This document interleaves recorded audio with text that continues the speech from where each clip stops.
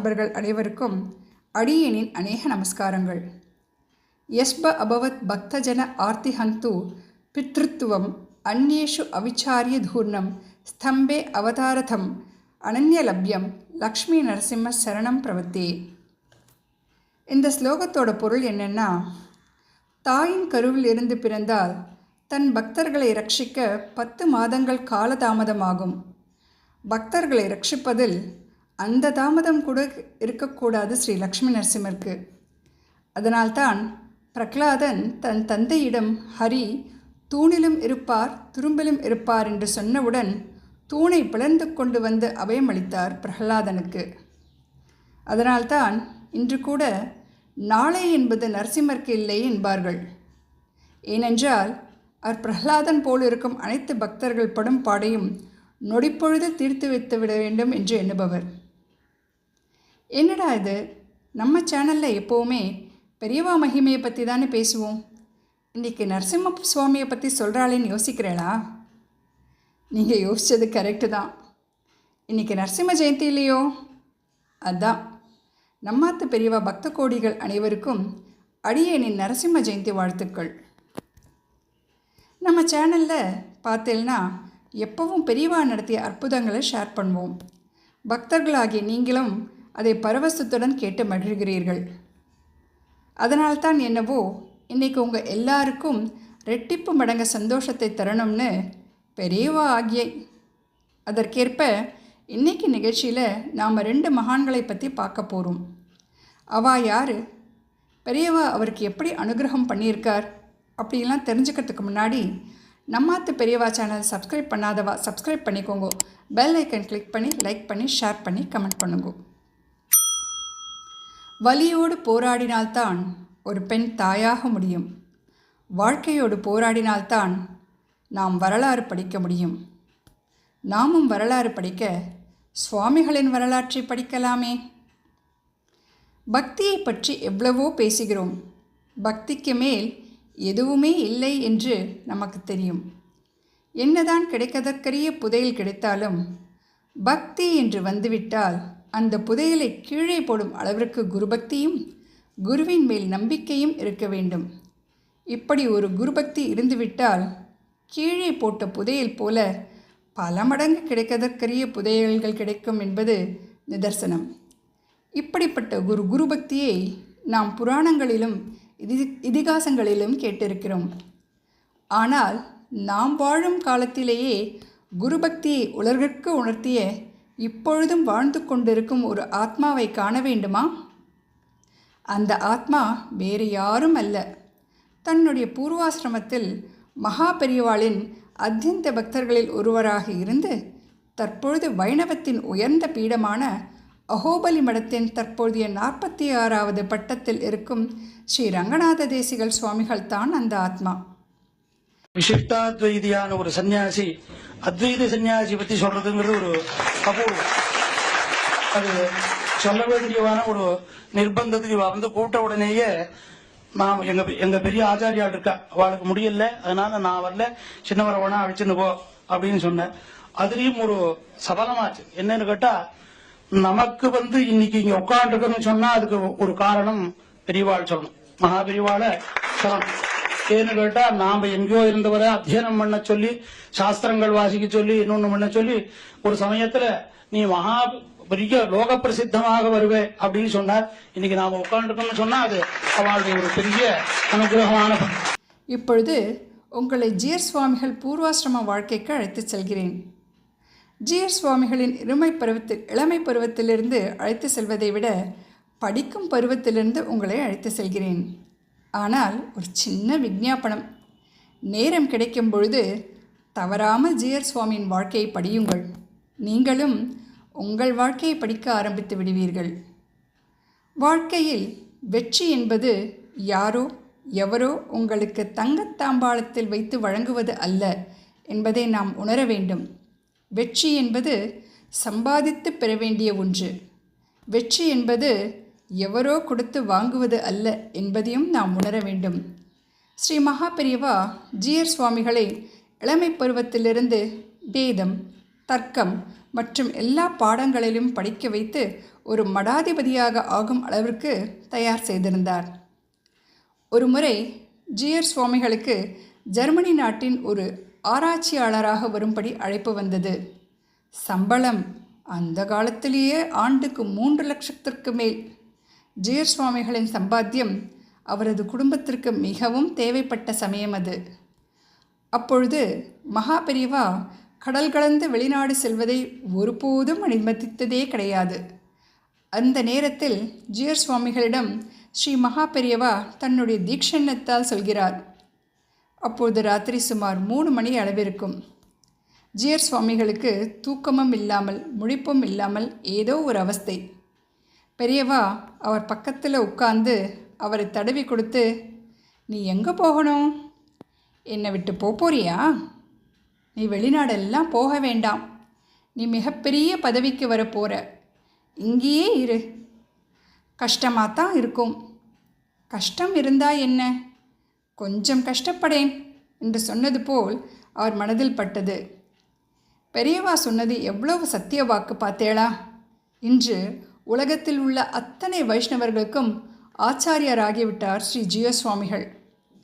GR சுவாமிகளுக்கு குரு பக்தி எப்படியோ அதே போல்தான் பெற்றோரிடத்தில் பக்தியும். தந்தையின் பேச்சுக்கு மறு பேச்சு பேச மாட்டார்.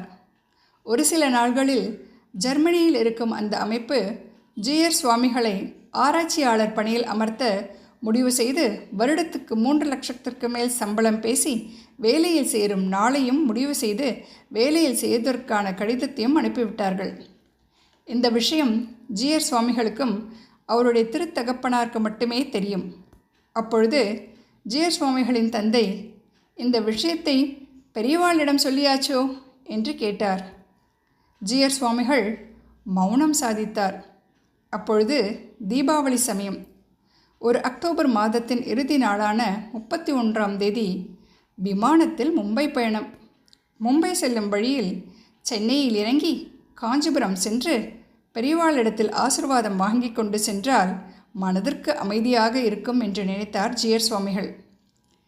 மகா பெரியவாளிடம் வெளிநாடு செல்வதை பற்றி சொல்ல வேண்டாம் என்றும் நினைத்தார். ஏனென்றால் சொன்னால் போக வேண்டாம் என்று சொல்வார். அவர் பேச்சை மீற முடியாது. அதே சமயம் அவர் குடும்பத்திற்கு அவருடைய சம்பாத்தியம் மிகவும் தேவை என்பதை உணர்ந்த ஜிஆர் சுவாமிகள் மகா பெரியவாளிடம் எதுவுமே சொல்லாமல் சேவித்து ஆசிர்வாதம் வாங்கி கொண்டு மும்பைக்கு கிளம்பிவிட வேண்டும் என்று நினைத்தார். காஞ்சி மடத்தில் தொலைபேசியில் தொடர்பு கொண்டு மகா பெரியவா எங்கிருக்கிறார் என்பதை உறுதி செய்து கொள்ளும் பொழுது மடத்து அதிகாரிகள் மகா பெரியவா கர்நாடக மாநிலத்தில் உள்ள பனசங்கரி என்னும் இடத்தில் முகாமிட்டுள்ளதாக தெரிவித்தார்கள். உடனே ஜிஆர் சுவாமிகள் பனசங்கரிக்கு விரைந்தார். அங்கு மத்தியத்துக்கு மேல் சென்றடைந்தார். மகா பெரியவா முகாமிற்கும் சென்றுவிட்டார். அங்கே சென்றவுடன் ஸ்ரீ மகா பெரியவாளின் காரியதரிசி ஜிஆர் சுவாமிகளிடம் சொன்ன விஷயம் இதுதான். இன்று மகா பெரியவா மௌனத்தில் இருக்கிறார், அவர் எதுவும் பேச மாட்டார் என்று சொன்னார்கள். ஜிஆர் சுவாமிகளுக்கு பெரியவாளின் இந்த மௌன விரதம் ஒரு விதத்தில் சௌகரியமாகவும் இருந்தது. ஏனென்றால் வெளிநாடு போவதை சொல்லவில்லை என்ற குற்ற உணர்ச்சி இருக்காது.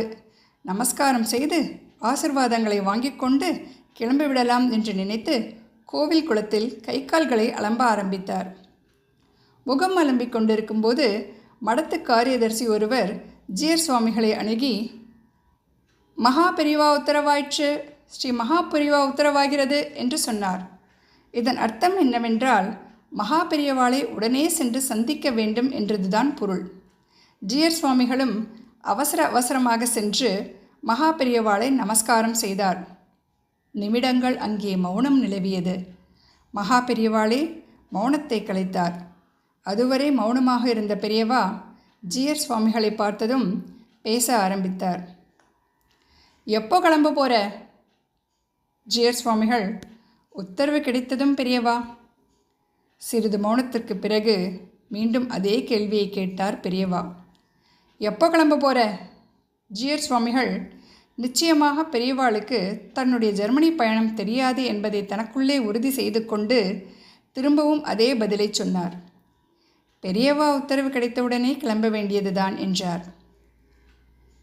பெரியவா, நீ உன் ஆற்றுக்கு போகிறத பற்றி நான் கேட்கல.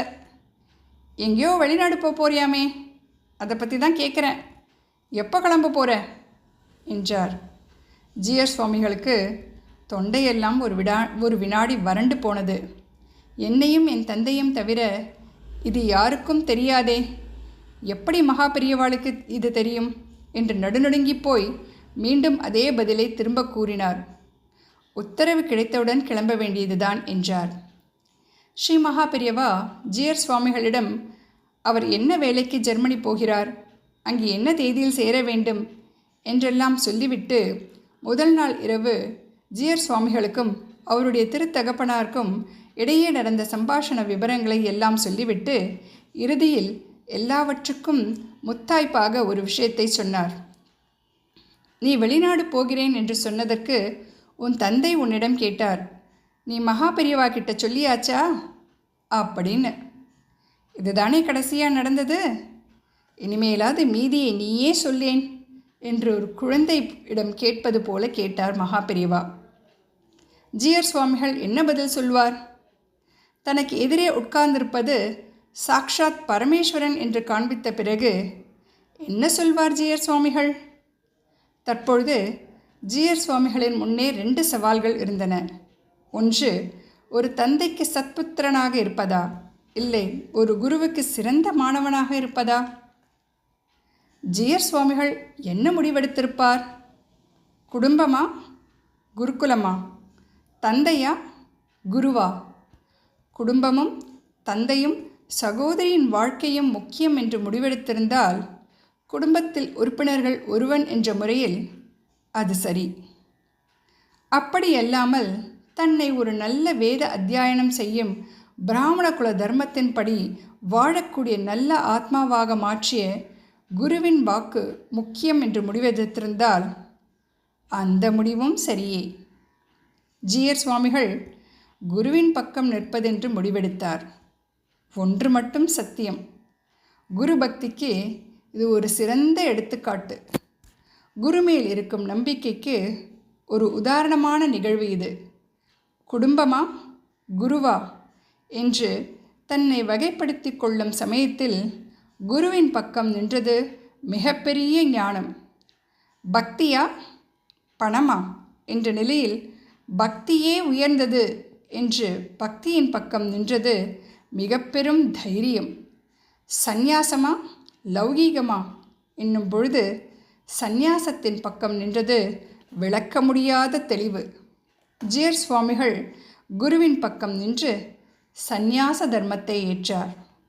ஒரு ஆத்மாவின் எதிர்காலத்தை தன்னுடைய ஞான திருஷ்டியினால் உணர்ந்து அன்றே அந்த ஆத்மாவை ஒருநிலைப்படுத்தி இன்று லோகத்திற்கே வழிகாட்டும் ஆச்சாரியாளாக உருவாக்கியது ஸ்ரீ மகா பெரியவாளின் மற்றும் ஒரு அற்புதம். இந்து சமயத்தில் சைவம், வைஷ்ணவம் என்று 2 பிரிவுகள் இருக்கின்றன. பிரிவுகள் 2ஆக இருந்தாலும் இந்து மதத்திற்கு சைவமும் வைஷ்ணவமும் 2 கண்கள் என்பதை காலம் மட்டும் நமக்கு உணர்த்தவில்லை, ஸ்ரீ மகா பெரியவாளும் உணர்த்தியிருக்கிறார். அத்வைதம் வைஷ்டாத்வைதத்துக்கு நட்புக்கரம் நீட்டியது. தத்துவங்களில் வேறுபாடு இருக்கலாம், ஆனால் நம்மை படைத்த இறைவன் ஒன்றே இல்லையா? ஹரஹர சங்கர, ஜெய ஜெய சங்கர. ஸ்ரீ மகா பெரியவா சரணம்.